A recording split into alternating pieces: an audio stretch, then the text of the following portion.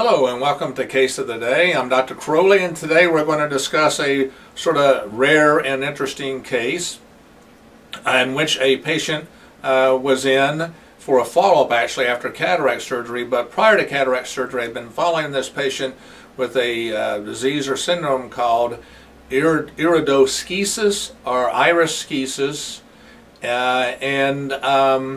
basically what that is the iris, which is the blue or brown part of your eye. In this case, schisis is a division, so they're actually this layers of your iris split. So the anterior stromal layer split from the posterior layers in the muscle, and you see these fibers floating or detaching and floating around in the anterior chamber. And this is very, very, very rare that you see this kind of case. And over time she developed a cataract, and we ended up doing cataract surgery 3 weeks ago, and she's in for a follow-up visit. It was definitely a very interesting cataract operation with all this iris material flying around inside her eye while we're doing the surgery, but she's done very well.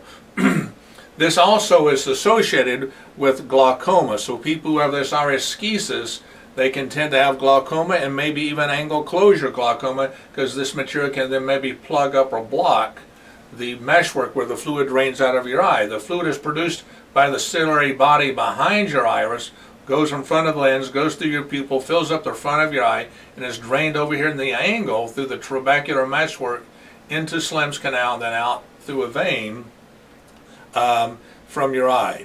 And so if this gets blocked, then suddenly the eye pressure can get out of control and go from a normal range of 10 or 21 to as much as 60 or 70, and that's a severe acute emergency that people can lose their vision from that episode.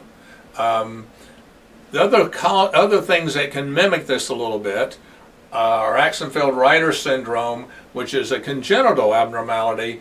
So this person did have that because they were not born with this condition. And then iridocorneal endothelial dystrophy is another type of syndrome, but this usually occurs later in life, in the 70s, 80s, and is bilateral. This lady was 55, and this was a unilateral case. So if someone has glaucoma and then you see this iris that is breaking loose, the anterior stromal fibers are come loose, then that is called schisis, and in this case iridoschisis or iridoschisis.